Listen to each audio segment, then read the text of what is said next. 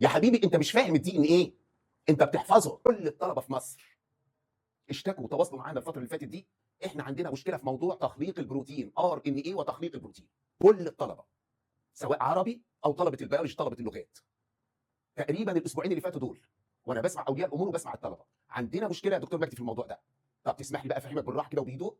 يا حبيبي الله يسعدك، الدرس بتاع تخليق البروتين او اللي انت عارفه ار ان ايه وتخليق البروتين او الاحماض النوويه وتخليق البروتين، قولها زي ما انت عايز تقولها. حضرتك الدرس ده وصلت درجته لطلبه الازهر في بعض الامتحانات 12 درجه في الامتحان الواحد، ووصلت درجته في بعض الامتحانات للثانويه العامه 7 درجات واحيانا 8 درجات. يبقى ده اهم درس في ماده الاحياء والجزء الخاص بالجيولوجيا، يعني في الكتاب كله. طيب اقول بقى حاجه لله واسمعها من الدكتور مجدي. تخليق البروتين ار ان ايه اللي عامل لك ازمه هنزله لك ان شاء الله على اليوتيوب، محاضره خاصه لطلبه الازهر ومحاضره اخرى خاصه لطلبه الثانويه العامه. خش يا حبيبي اسمعها.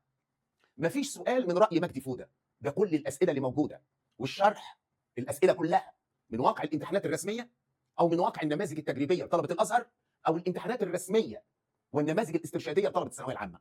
يبقى مالكش دعوه براي الدكتور مجدي. انت هتكتشف ايه لما تسمع الكلام ده؟ هتكتشف ان انت كنت بتاخد احياء، ما بتاخدش احياء، انت كنت بتاخد اموات. وهتكتشف ان الاستاذ اللي درس لك مش فاهم اي حاجه في الماده دي. قولا واحدا انت ماشي غلط. لما حصه واحده بس يجي عليها لطلبه الازهر في امتحان واحد 12 درجه، وحصه واحده يجي عليها لطلبه الثانويه العامه 7 8 درجات، يبقى ده ظلم. ظلم ان احنا ضيعنا اولاد الناس وقعدنا في اول السنه شهرين نشرح في الدعامه والحركه عليها 6 درجات، شهرين وشهر ونص نشرح تنسيق هرموني عليه 5 درجات. يبقى ده ما يرضيش ربنا لما حصه واحده بس يكون عليها الدرجات دي كلها. كل مدرس شرح الدي ان ايه الاول وبعدين خد الطلبه وراح يشرح ار ان ايه، افهم يا حبيبي ان ده مش فاهم حاجه. مدرس صغير ما عندوش خبره او مدرس علميا ضعيف مش فاهم الماده. عشان انا قلت من شهر 12 وانا بقول ده ما يتدرسش بالترتيب، وجوده في كتاب الوزاره وفي كل الكتب الخارجيه غلط. انت دلوقتي ادركت اللي انا بقوله وبدات تحترم ان الدكتور مجدي بيدرس بقاله 42 سنه لطلبه الازهر والثانويه العامه دي رقم 43. يبقى انا مش طالع افتري على الناس.